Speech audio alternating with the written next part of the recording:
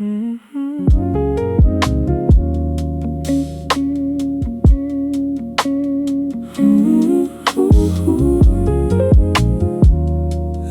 night, notebook open, let the truth unfold from my mouth to your ears. This is how it goes. These are my therapy notes.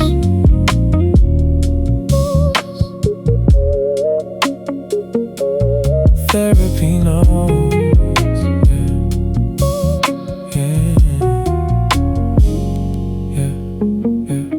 Dreamy mind, but it's heavy in my chest.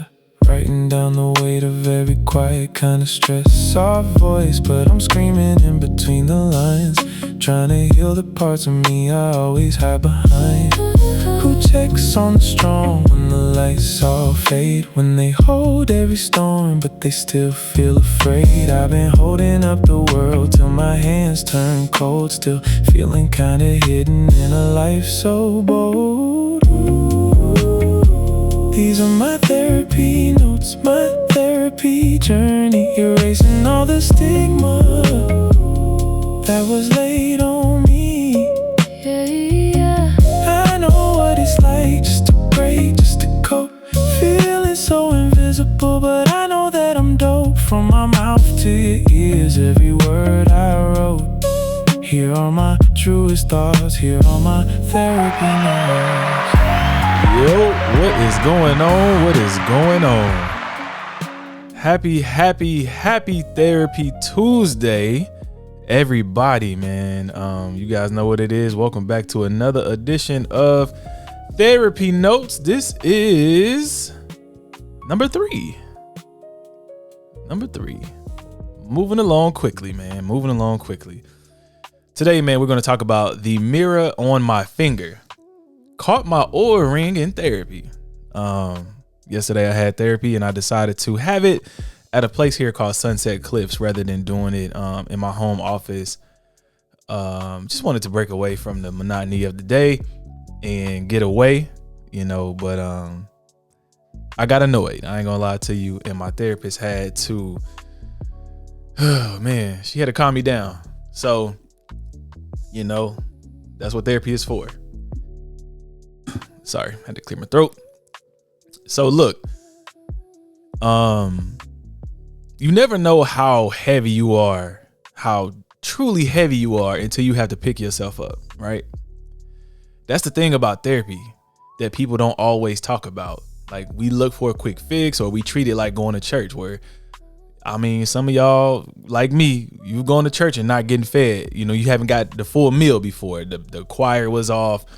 The pastor didn't quite bring it, but therapy don't quite work like that because it's all about self-effort.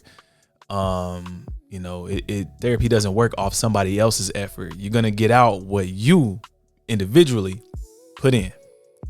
So, therapy is like, it's the one room where you have absolute control of everything. Like I said, you're gonna get out what you put in. So if you show up to therapy and you sit on the couch, or you pick up the phone and you just start putting fronts up, or you start lying, you're gonna find yourself wasting money, hundreds of dollars, sometimes even thousands of dollars. And it's just gonna be a revolving door of the recycled trauma that you are trying to heal from. So, cause it's like you're doing a massive, just disservice to your healing as well. And honestly, like I said, them insurance dollars add up. So, like I said, just yesterday I had a session. Like I said, I was parked at the cliff. Sunset Cliffs here is a beautiful place you can go to for peace, tranquility, and just stillness here in San Diego, California. So I'm trying to clear my head, and in the middle of talking to my therapist, I'm in this session. I'm taking it from my car. I put up like my dash mount. I took the virtual appointment from my phone, put a dash mount on my windshield.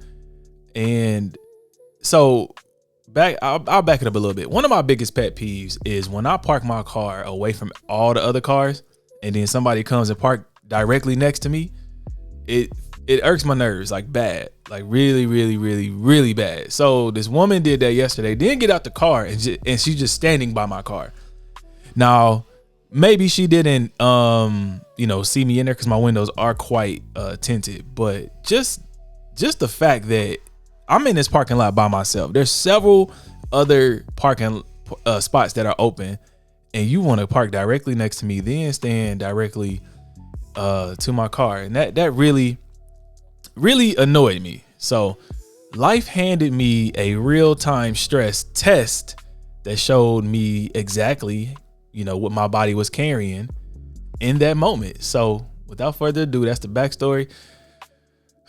Let's get into it, man. So I want to do a little bit of some educational definitions for the listeners. So the first thing that we discussed was hypervigilance. It's a continuous state of heightened nervous system arousal where brain perpetually scans the environment for hidden threats, danger, or disrespect. And it could turn into a bit of a chaotic interaction or combat zone. Like, your flight or flight kicks in. For me, that came from, just... You know what? Scratch. We'll talk about that. I'll get into that. I'm a slow walk this one. The next one is a somatic trigger. So that is a physical involuntary response where like the body reacts to a sensory cue. Your car door slamming, somebody standing too close to you, you standing in line and somebody musty, like, that's what a somatic trigger is. And that fires stored up trauma patterns in your muscles and your gut and sometimes even your heart. And it does all of that before the brain can think rationally and process what happened. So the next thing we have is a psychological spike or autonomic arousal. And that is the immediate activation of the sympathetic nervous system, fight or flight, like we just discussed, right? So that floods the body with adrenaline or cortisol, and it causes a rapid acceleration in your heart rate and blood pressure, basically preparing the body to defend itself against something that you perceive as a threat. Keyword is what you perceive as a threat. So the setup was this in the parking lot trigger. So sorry about that, phone ringing. The setting was like needing to get out of the house, right? Pulling up to Sunset Cliffs. I'm in San Diego. It's beautiful outside. I want to take my therapy session from the ocean. It just adds to like the peace and the vibes. And the incident is intentionally parking directly next to me, and that triggered a lot of things. And standing by my car, like, quite frankly, I didn't think I was in the wrong until my therapist broke it down to me. Because and I guess maybe this is an American thing, because when I travel, for instance, like overseas, I've been like to Canada or Europe, even the Caribbean. Well, not the Caribbean because there's a lot of Americans on those flights. But when I've gone over to Lisbon, for example, when a flight lands and it stops and you get to the gate, did nobody get up? Everybody waited. But here in America, what do? Soon as it gets to the gate, everybody get up. You might be in row 2 and you got somebody in row 38 standing next to you because they can't wait to get off, and they don't care who they step over. They don't want to help the elder women with their bags, or, some people that are not able to, move as fast. It's just a bunch. It's a free for all. Everybody's in a rush. Everybody's selfish. It's like, move. This is my space and I want it now. So, saying all that to say that I guess the territorial and somatic connection was, to me, I perceived that as a boundary violation. And it violated my personal space. Like because for me, I go out my way to isolate myself. Like literally go out my way to isolate myself. And when someone enters that perimeter uninvited, my nervous system is like, what the fuck? Move. Like, or we got a problem. Like that's exactly what it was. And then my therapist told me that I have an irritability loop. I have an irritability issue. Everyday irritations are, for me, it's rarely about a parking spot. But it sparked a much deeper issue. And it is like a preloaded reservoir of accumulated stress and tension of things that I am dealing with and have not dealt with. And here it is, the root cause. I have a lot of Houston PTSD and racial armor. Now, I lived in Houston almost 10 years. When I moved to Houston, it was Obama was almost out. It was his wait, was it? Yeah. Yep, it was Obama. So I moved there in 2015, October of 2015. I think Obama was out because Trump got in 2016. That's when, the whole email with Hillary thing happened. So there was when I first moved to the city, it was cool, new city. I left Phoenix. I'm around way more black people, I'm kind of gullible. But as the Trump term started to take its course and started to get settled, I noticed a lot of behavior patterns. I dealt with a lot of stuff. And this is where we connected the dots.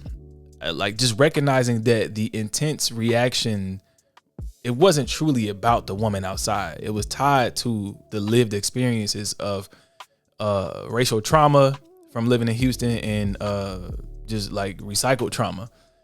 And we dug into the memory bank, and I was being subjected, or had been subjected to people. Like one time in Houston, white woman tapped on my car window because I had a handicap sticker. I was caring for my mom, and the state of Texas, in the city of Houston, in the county of Fort Bend, gave me that handicap sticker because she had to go to dialysis, and we're using a ramp, and it was loading and all of that. But a woman tapped on my car and was acting like a Karen, like I didn't, belong there. Now, clearly, I'm at the hospital. I'm at MD Anderson. You know what I'm saying? Like, why the fuck are you bothering me? Move. So, that along with hostile stares, I can remember the whole, like when George Floyd. So you got to think about it. I lived through Sandra Bland, George Floyd, Ahmaud Arbery, and a host of others. Philando Castile. And white people in Texas are very overtly racist, depending on where you are. And I've been cut off. I've been called, nigger. I've seen KKK flag or Confederate flags. Well, one and the same. Drive, speed past me. Almost got out of my car and decided to throw my life away because Texas is an open carry state, and best believe I had it on me.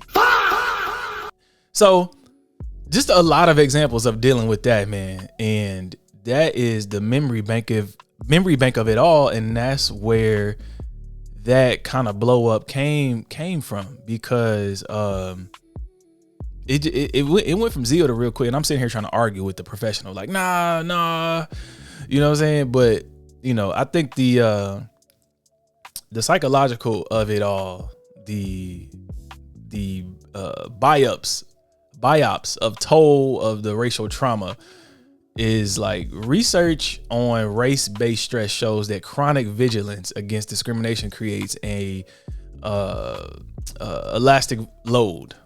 It elevates like your resting heart rate, your blunt heart rate, HVR, which is your heart rate vulnerability, and it wears down your cardiovascular system. I'm using a lot of big words today, and regulation over time.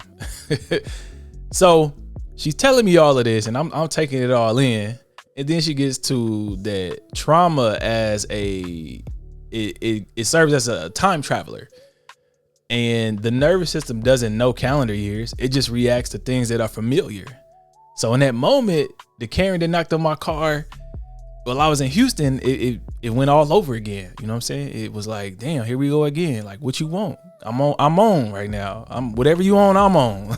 like that. So that's what that was about, man. And I think the breakthrough was shout out to Mrs. K-Way. Shout out to my wife to be, man.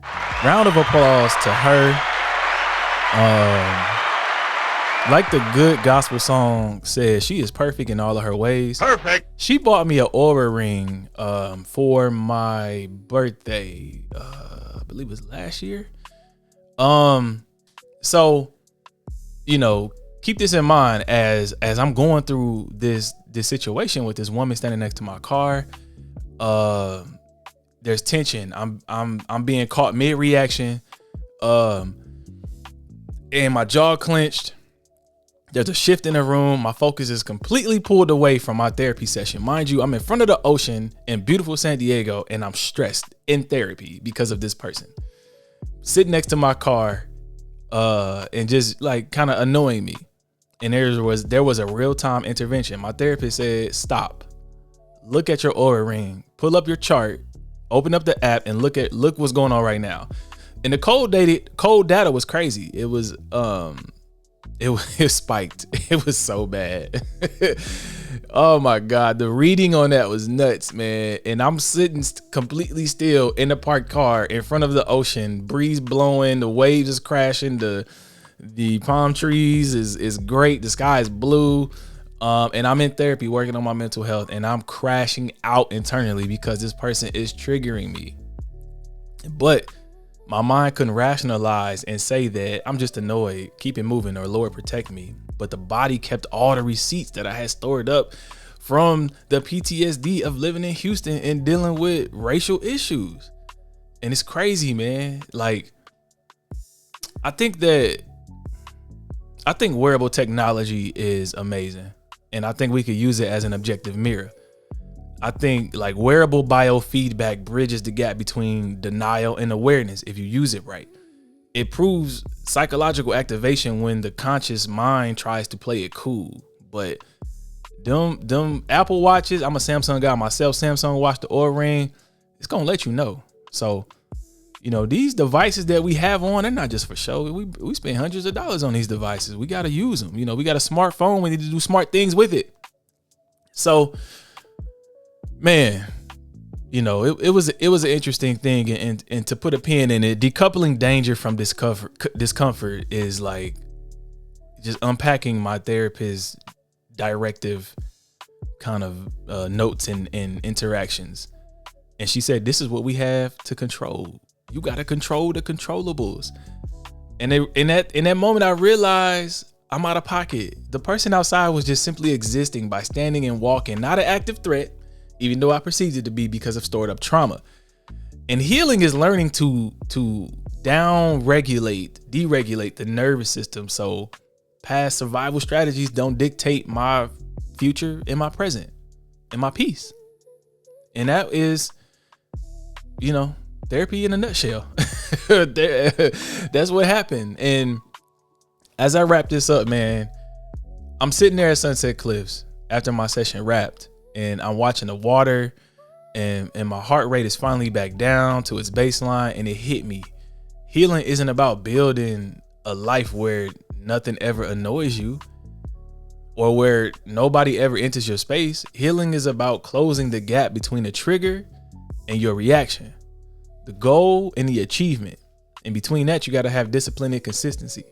It's about building enough self-awareness that when your body decides to time travel back to the places that hurt you, you can grab the wheel and say, I'm good. I'm safe now. I'm good in this moment, man. God got me. This ain't nothing. And that's why I show up to these sessions bi-weekly in a nutshell. That's why I get on here and share my notes with y'all.